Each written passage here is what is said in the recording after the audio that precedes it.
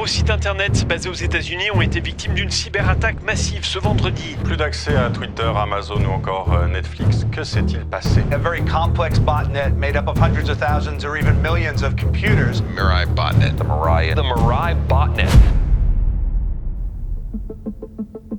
En 2016, Internet a subi l'attaque la plus violente de son histoire. Des experts en cybersécurité pensaient avoir affaire à une surpuissance, la Russie, la Chine, la NSA, sauf que l'arme n'était pas un virus militaire. L'arme, c'était votre caméra de surveillance, c'était votre enregistreur vidéo, c'était peut-être même votre routeur. Comment des objets connectés aussi banals ont-ils pu mettre à genoux l'infrastructure mondiale? Et surtout, qui tirait les ficelles de cette armée invisible? Laissez-moi vous raconter l'histoire de Mirai. Tout commence avec un homme, Brian Krebs. Si vous ne le connaissez pas, c'est le journaliste d'investigation en cybersécurité.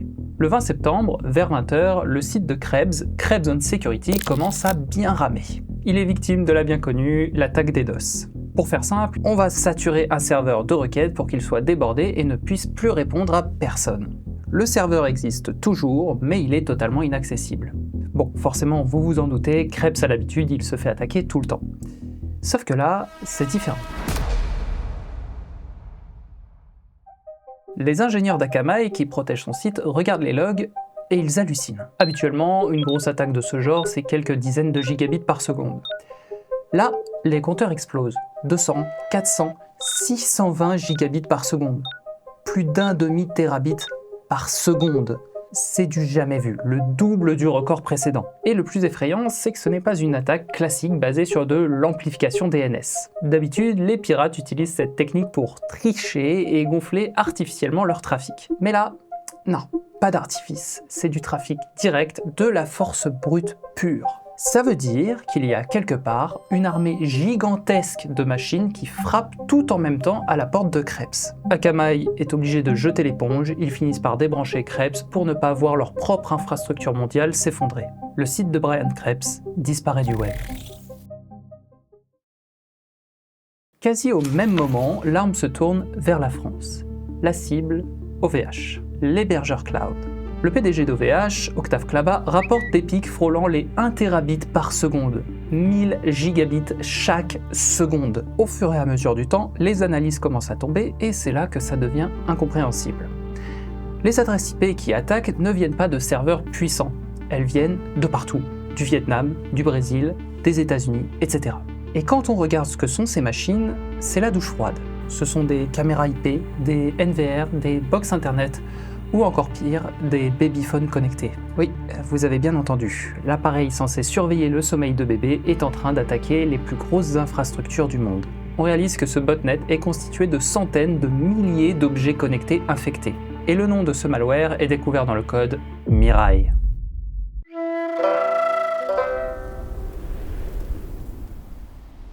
Et le message est clair, le futur des objets connectés, c'est le chaos. Mais attendez, parce que croyez-moi, le pire est à venir. Sur le site Hack Forums, un utilisateur poste un message qui va tout changer. Salut tout le monde, quand je suis entré dans le business du DDoS, je ne comptais pas y rester longtemps. J'ai fait mon beurre, mais maintenant, il y a trop de regards braqués sur l'IoT. Il est temps de se tirer.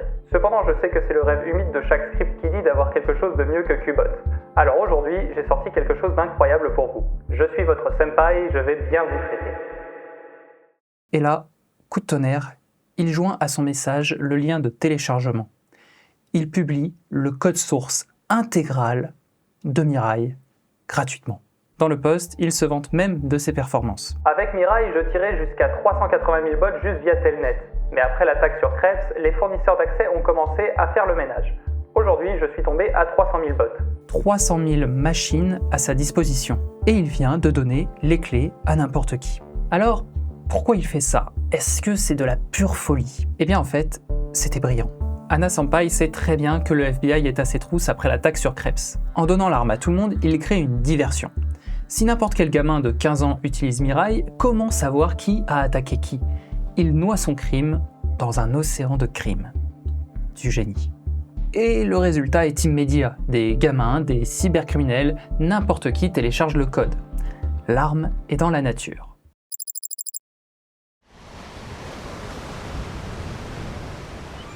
C'est un vendredi matin sur la côte est des États-Unis.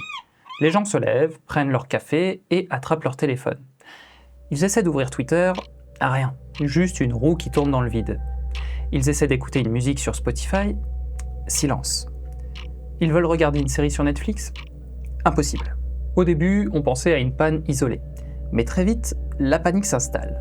Ce n'est pas juste Twitter, c'est Reddit, c'est GitHub, c'est Airbnb, c'est le New York Times, c'est PayPal, c'est le PlayStation Network, bref, tout. La moitié d'Internet vient de s'éteindre. Mais alors, pourquoi ? Parce que la nouvelle variante de Mirai n'a pas attaqué ces sites directement. Elle a attaqué DIN. DIN, c'est un fournisseur de DNS.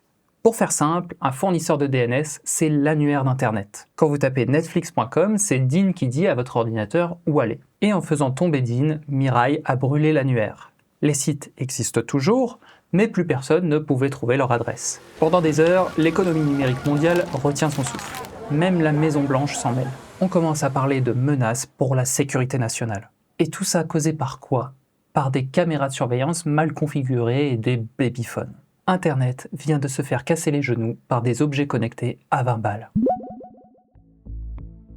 Et à ce stade, tout le monde cherche à savoir qui est Anna Sampai. Et vu la sophistication de l'attaque, on imagine une équipe d'élite des agents d'État.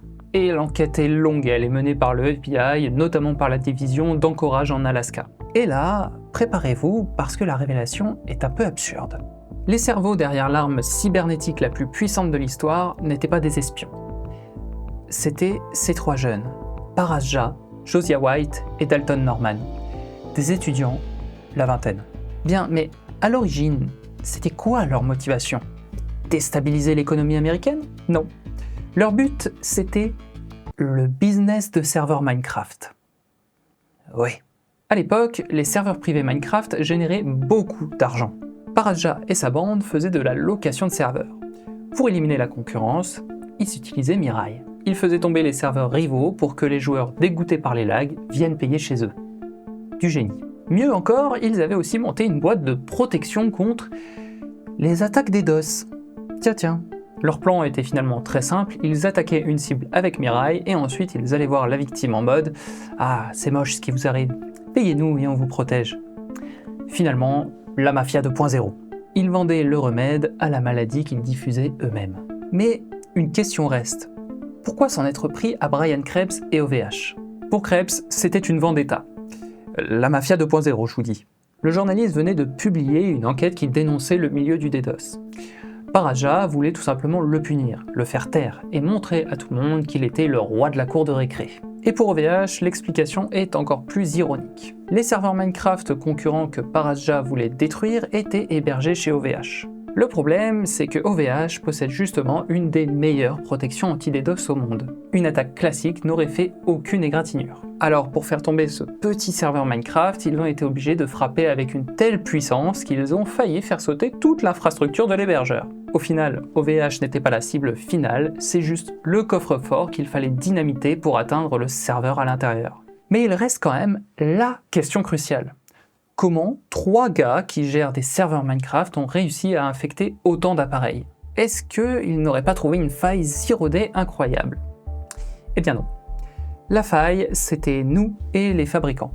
Mirai n'utilisait aucune technique de piratage complexe. Son fonctionnement était d'une simplicité dévastatrice. Il scanne Internet à toute vitesse grâce à un scanner stateless, puis il cherche des appareils avec le port Telnet ouvert. Et quand il en trouve un, il essaie une liste de 60 combinaisons de mots de passe codés en dur. Voilà. Et devinez quoi, c'était des trucs comme admin, route 123456 ou le fameux route XC3511 spécifique à certaines caméras chinoises. Et c'est tout. Pas de hack de génie, juste de la négligence. Les fabricants vendaient des appareils avec des mots de passe par défaut, parfois impossible à changer. L'affaire Mirai a été un électrochoc. Elle a prouvé qu'en domotique, la force d'une chaîne dépend de son maillon le plus faible. Et en 2016, le maillon le plus faible, ce n'était pas des serveurs de Google ou d'Amazon, c'était votre routeur mal configuré dans le salon. Aujourd'hui, vous avez peut-être 50 appareils chez vous, Home Assistant, des ESP32, des caméras et une myriade d'objets connectés divers comme un aspirateur robot. Si un seul d'entre eux est compromis, il peut servir de porte d'entrée vers tout votre réseau, vos PC, vos photos, vos mots de passe, vos comptes en banque, etc. Attention, il n'y a pas non plus de solution miracle unique. La vraie sécurité, c'est la défense en profondeur. C'est l'isolation réseau, mais aussi la détection d'intrusion. C'est pour ça que je travaille ces derniers temps sur un gros projet. Ces prochaines semaines, vous retrouverez donc sur cette chaîne YouTube une formation complète et 100% gratuite sur le réseau. Vous apprendrez comment ça fonctionne en partant de zéro jusqu'à créer votre propre réseau entièrement sécurisé. L'objectif, c'est que vous ne soyez plus jamais le maillon faible. Si ce n'est pas encore fait, n'oubliez pas de vous abonner pour ne pas louper ça. En attendant, portez-vous bien et à bientôt dans cette formation. Ciao!